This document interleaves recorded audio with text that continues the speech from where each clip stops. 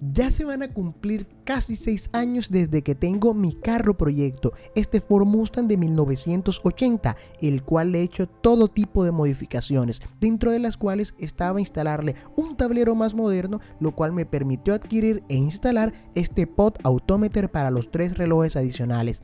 Esto no viene como kit, viene la base y los 3 relojes por aparte. Relojes que tocaba comprar uno por uno. Ya yo contaba con el reloj de las RPM, una instalación bastante sencilla, puesto que coincidía la medida de 5 pulgadas de reloj. Los otros 2 espacios los tenía abandonados porque no encontraba ningún reloj que coincidiera con la medida de 2/5. Siempre me ha gustado verificar lo que es la presión de aceite, por lo que opté por una solución improvisada, el cual era un reloj de la parte externa del vidrio. Bueno, luego de un par de años, por fin ordené estos relojes que coincidían exactamente con los huecos de la base y coincidían con la serie de reloj Autometer que ya tenía instalada. Era la serie Cobalt, una serie que tiene unos aros de color azul con unas agujas de color rojo, lo cual siempre me ha llamado bastante la atención en cuanto al aspecto visual.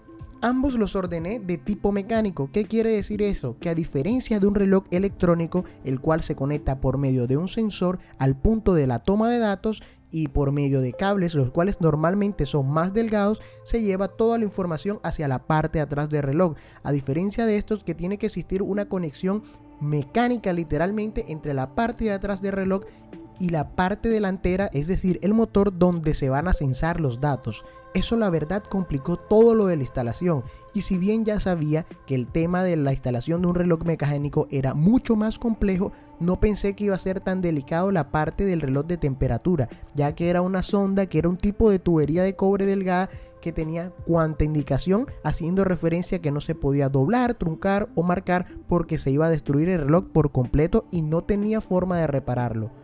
El reloj de aceite pues era otra historia. A pesar de que tenía que existir una conexión física, este ya traía una manguera la cual era bastante delgada, lo cual iba a hacer de esta una instalación un poco más sencilla a comparación de reloj de temperatura. Por fortuna, estos kits traían todo lo necesario, o por lo menos casi todo lo necesario para instalar este tipo de relojes. Revisando el manual, no paraban de decirnos las contraindicaciones con respecto al reloj de temperatura.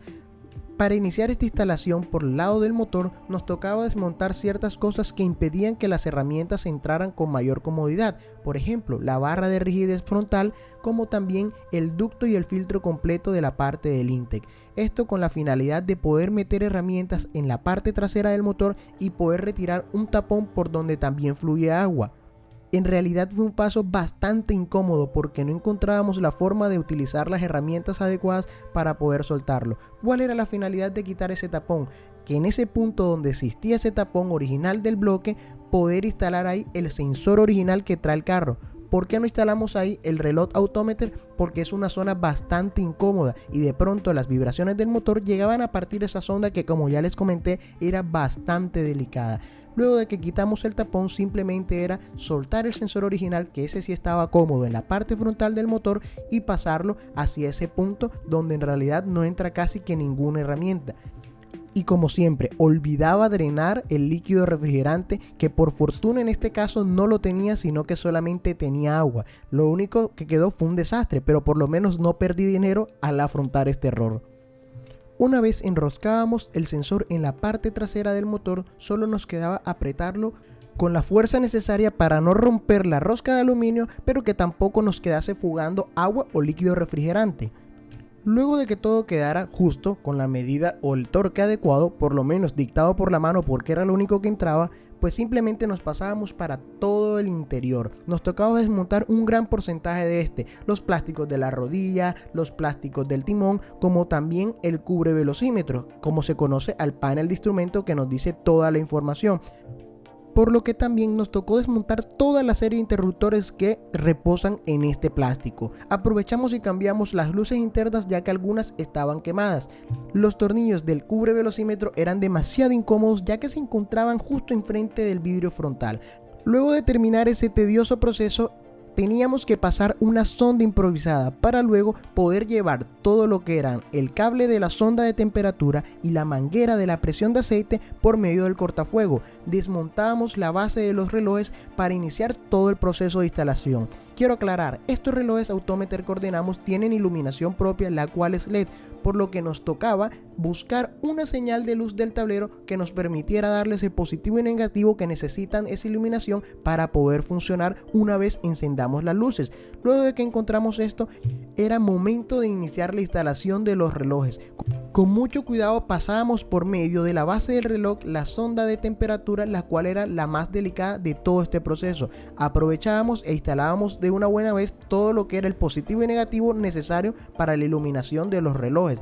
El mismo proceso que estamos realizando para el reloj de temperatura teníamos que hacerlo para el reloj de presión de aceite. Es importante que apretemos muy bien el racor que entra a la parte de atrás del reloj de aceite, ya que si no apretamos muy bien esto, podríamos tener un reguero y un desastre de aceite en todo nuestro tablero.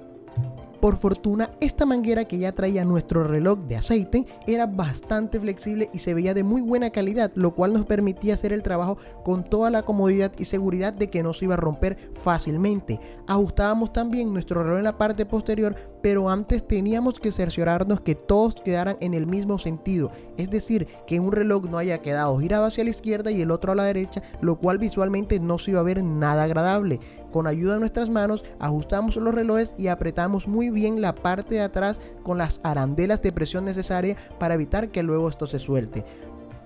Pasamos y ordenamos toda esa sonda y ese manojo de cables que salía de la parte de atrás de nuestros relojes. Como ahora mismo se encontraban los relojes, no todos los tornillos del soporte coincidieron, por lo que nos tocó ampliar una de esas perforaciones. Luego de esto simplemente era cuestión de apretar tornillo por tornillo, eran 6 en total.